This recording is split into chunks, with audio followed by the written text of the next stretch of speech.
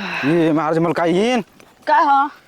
इतना पैदल चला देने की हम का कहीं का कहीं कौनो नतीजा हमार बाकी नहीं खे रह गई।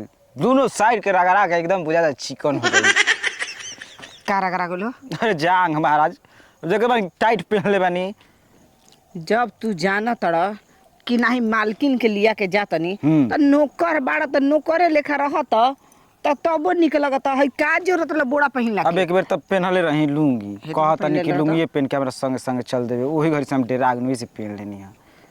हाँ तो चुपचाप चल। आ का रखल है महाराज घी अचार के डाबा कुल रख ली ना गलत न बा कपारा में आई कनी हां मलकाइन खिसिया तनिका अच्छा कपारा पर धले ही बोली कोनो चीज मतलब फूटला टूटला गिरल ना तो तहरो के गिरा दे। एकदम हम गिरही ना देव।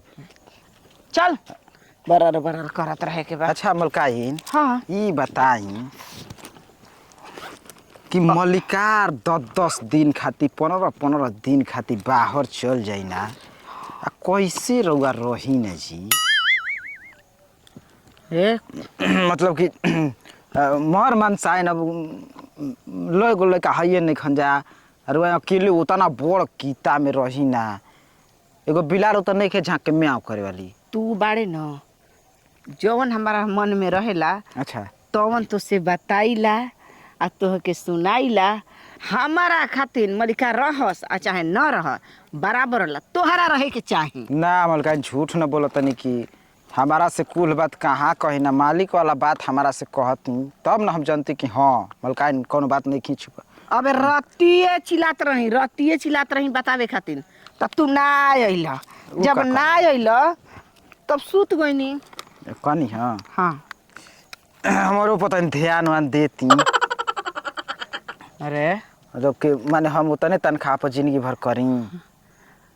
अच्छा तनख्वाह उ बतिया हमारो के कुछ दे देती कबो काल के त का एडवांस। अच्छा एडवांस हमार मन ना ह काहे ना हो कि हम के नहीं अपन लिपा पोती करती का घर दुआर के। हाँ अच्छा मैं मेकअप मारे कहत ना ई कुल हमनी के नसीब में कहा बा बाकी बाड़ा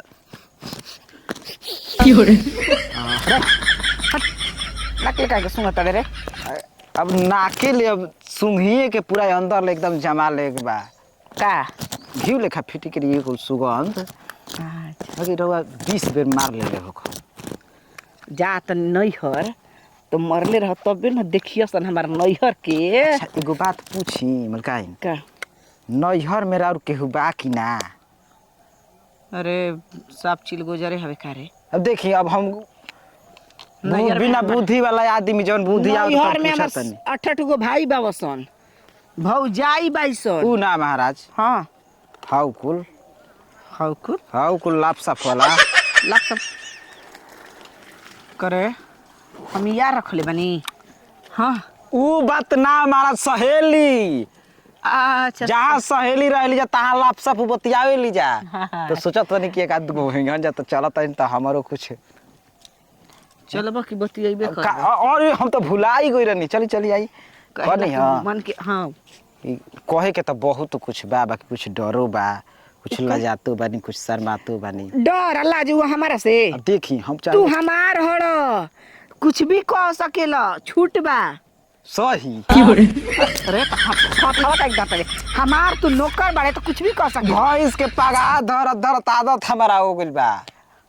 हां जब छर के भाजी ते हम धर ले हां ओकर पगा हां हम भैंस नजर आवत नहीं माने जब हम भैंसिए दिन भर चरावत तनी दिन भर हाँ कहतनी त का रउआ के कहब। चल चल आई बाबू हमरा के कहाँ फंसा दम मूर्ति 10 लाख रुपया लगा के सारा हमरा के इंजीनियरिंग पढ़ौलन आ जब हम सक्सेस जब होखे वाला रही तो खेती बाड़ी में लगा दिल सब पैसा डांड चल गई। बताब अब पढ़ल लिखल लड़का के इहे कुल काम हो खेती बाड़ी देखे वाला। अब हमारा का उत्तम उद्यम बुझाता कि कवना समय एकरा में खाद छीटे के बा कवना समय दवाई देवे के बा कवना समय सोहनी करवावे के बाटे। जे कोयले रहेला ऊ जानेला माथा ना पगड़ैला के यार बाटे। सारा बा कहीं का कबो कबो खीस बरता न बैग उठाई या चल जाई दिल्ली। अरे पढ़ल लिखल आदमी बाणन तो कम से कम पढ़ाई लिखाई के था कब लगी, जब कुछ तरक्की क के दिखाई, घर परिवार के आगे बढ़ाई, तब न लोग जानी कि हाँ 10 लाख रुपया खर्चा होकर पढ़ाई लिखाई में तो कुछ कामयाब हो गई। सारा बात न काम में न बन रह गाँव देहात में रह तो खेती बाड़ी से का उखड़े वाला मन बाटे। तो रोज करेला चिंता मत कर, छोड़े के, ठीक ना। चिंता तो तनकियो मत कर, हम बानी तो कोनो बात के चिंता करे के नहीं खे। ए रवि एक सारा है नेता। अरे मुसीबत भैया, का हाल चाल? हाल चाल पूछत रह, हाल बेहाल बा पूछबे मत कर, बहुत बुरा हाल बा। का हो? ए ससुरा कहीं के देखत रहे बाबू एकदम हमार पगला गेल बनो। का कहत ना? ससुरा कहीं के 10 लाख रुपया लगा के इंजीनियरिंग करवलन, अच्छा आई खेती बाड़ी में लगा देले बनो। ई ठीक लागता? तो बाबूजी में तारा गलती थोड़े बा। तो केकरा में गलती बा? 50 लाख लगा देस तारा में, तू गोबर के गोबरे रह जइबो तो का उनकर गलती बा? सर हम गोबर बनी तो गोबर ना तो आपले नौकरी करता। लिपापोती क के हम पास हो गेल बनी। पास सुखाला से होई, खाली ठडे फट जाइबो तो का होई? सर कहीं के तू ही जानतर के थर्ड फट आइल बा, हमरा डिग्री देखले बड़ा का। अच्छा तो खूब डिग्री दिखाओ तो रहा, नौकरी के ठिकाने नहीं के। का कौन करब? डिग्री के मतलब? नौकरी लेहल बड़ा मुश्किल के बात बा। सबसे नौकरी हमार बढ़िया बा। बाद में हाँ एक नंबर के बात कइले है। हां कौनो ना झंझट ना पटपट। अपन मालकाइन के जवे मन तबे लियाई, अब लेके अपन जाइब जाई। तोरे दोनों हाथ में लड्डू बा, रोज नया नया माल पे हाथ फेरत हाँ साला कहीं के। खराब कर भौंकेला ना हमको घरे, इकुल बात ना। सर कहीं के एक दिन और देखल है कि कौन तरह है ससुरा के एकदम सूट सलवार पहिरले रहे, ऊपर ले जान जाके तू एगो मोटरी ले रहे, पीछे पीछे ढोवत रहे ऊपर अरे के। ये रही, ये कबो कबो जीनिस पहने ली। तो सर झूठ मत बोलो, वैसा नहीं खी लागत हो। अगर वो पहिरले रहे तो देखो दोनों जंघा बा एकदम सटकल रहे। हो गई समाचार है। चले के चला मलकाइन का बड़ा अधिकार। देखो ई सरव नौकरी ठीक ठाक नहीं खे तारा लाके, कोनो दूसर नौकरी कर।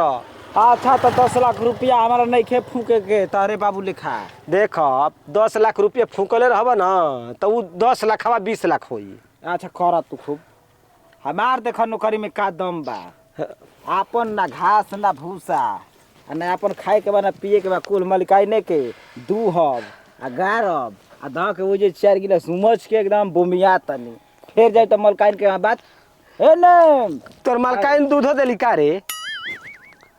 ए मलकाइन के दिमाग तर खराब बा। ये सारा कहत ध के मालकाइन के दूहब गारब आ पी के बम्बी आ जाई। मलकाइन के मतलब कि ई ना कहे कि मलकाइन के, इनकर भैंसिन के।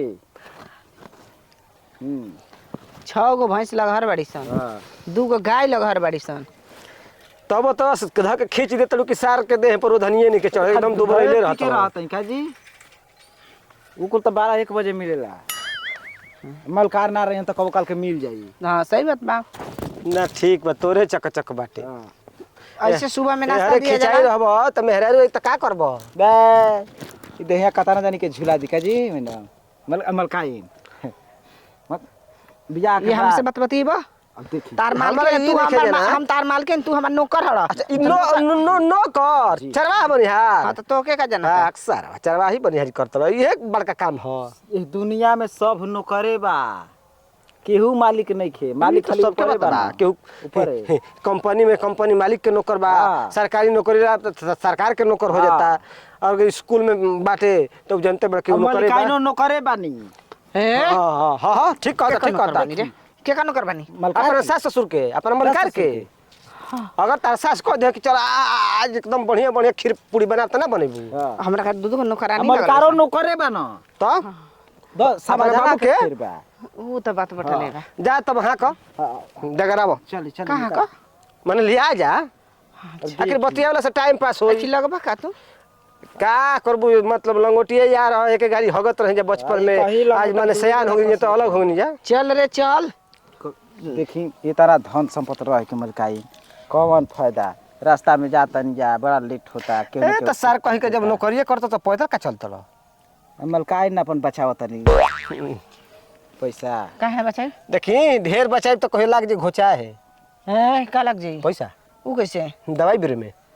एगो अरे देखी बिगाड़े चल। ए, चल ठरा हवा कीन दी यही ऊ बात का? पे। अरे बैठरिया वाली गड़िया तेल ना डाले के पड़ी। अरे बतियेबा करबो के लिए ये जीबो जाए काहे ना, एक जेबे पियास हुआ से लगी नाश्ता वास्ता करा दिए बाटे चौको नाश्ता ना करेली, केरा खाली एके बेर वही जे होई जवन होई। चलो ठीक बजा हाँ। कोनो बात नहीं के संभाल के लिए जे हां बाड़ा कुकुरा सन करबे घरी दही के झोली आवता ए तो हम बटल ने बनी। आ वो लाल साड़ी पे बाड़ा चोप करता मरकाई का? बचा के लिए जे ठीक चली का करबो हो हम हूं जाते देख तनी के गलती से पगहा धरता तो आदत बा।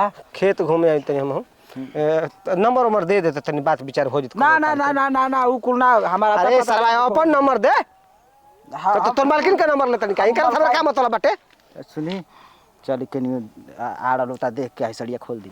हां अरे ई कैसे करता है? चले जल्दी जो एकरा बात जवन पेलनी ना ना ना जो भाग ना ना चली चली। हां तो लाल साड़ी बहुत खतरा है ओ बच के तू रही तो जा तो होने कुकुरा बना दे तार जाता रहा वही से ठीक बा हे बाबू तू लिया के जा तू बच रही भले इनके धैर्य दे लाल थोड़े पे तो करिया पे। हां तो ठीक बा जा ले जा बढ़िया से ले जा खोल सड़िया। तोहरा आंखी के समाना मा अरे ना जी चलो होनी देख के धन्यवाद एनिया काहे के एनिया गोल छथरुआ में थरुआ चली होने आगे चल चली हम ने जगह देखल कुल।